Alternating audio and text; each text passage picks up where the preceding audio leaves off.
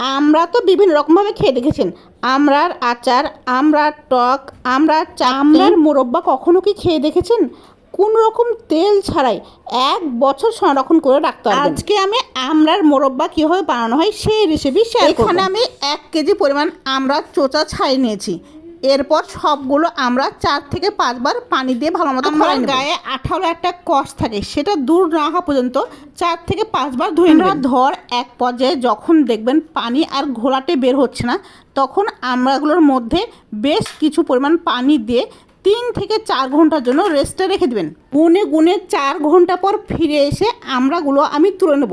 আমড়াগুলো তোলার সময় হাতের সাহায্যে চিপে চিপে তুলে নেব, যাতে আমড়ার গায়ে কোনো রকম পানি লেগে না থাকে। এরপর চাকুর সাহায্যে এক একটা করে আমড়া নিয়ে ভালো মতো খোঁচাই নেব, যাতে আমড়ার মধ্যে লবণ মশলা ভালো মতো প্রবেশ করে যায়। আমড়ার এই মোরব্বা ঘরের মধ্যে আপনি 1 বছর পর্যন্ত সংরক্ষণ করে রাখতে পারবেন। বৃষ্টির দিনে খিচুড়ির সাথে আমড়ার আচারের জুড়ি মেলা ভালো। যে কোনো মোরব্বা বানানোর চেয়ে এই আমড়ার মোরব্বা বানানো খুবই সহজ। আর এটার একটা উপকারিতা হলো এই মোরব্বায় কোন রকম তেল দিয়ে সংরক্ষণ করার প্রয়োজন পড়ে না। কড়াই বসিয়ে 2 কাপ চিনি 1 কাপ পানি দিয়ে ভালো মতো সেরা করে নেব। এই সেরার মধ্যে একটা তেজপাতা 2 ভাগ করে চিড়ে দিব। তারপর 2টা দারচিনির স্টিক এবং 2টা এলাচ ছড়িয়ে দেব। 5 মিনিট জাল করার পর চামচের সাহায্যে সেরা তোলার পর যদি দেখেন আঠালো হয়ে আছে, তাহলে বুঝবেন আপনার সেরা পুরোপুরি রেডি হয়ে গেছে।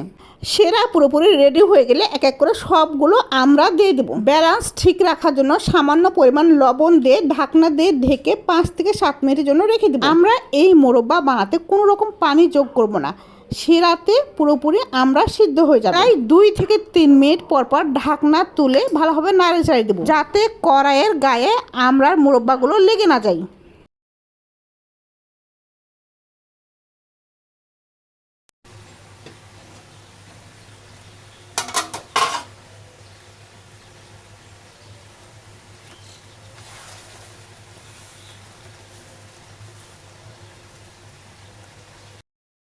আমড়াগুলো যখন 80% সিদ্ধ হয়ে যাবে, তখন 4 থেকে 5টি শুকনো মরিচ নিয়ে বিচিগুলো ছাড়িয়ে দিতে হবে। এরপর ভালো মতো নাড়াচাড়া দিতে হবে।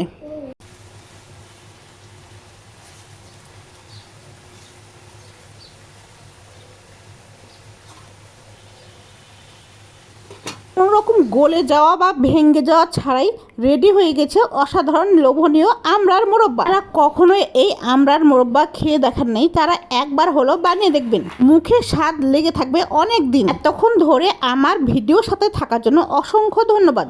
আপনারা কে কোথা থেকে আমার ভিডিও দেখতেছেন কমেন্টে জানিয়ে যাবেন, তাহলে পরবর্তী ভিডিওতে আপনাদের নাম মেনশন করার সুযোগ পাবো।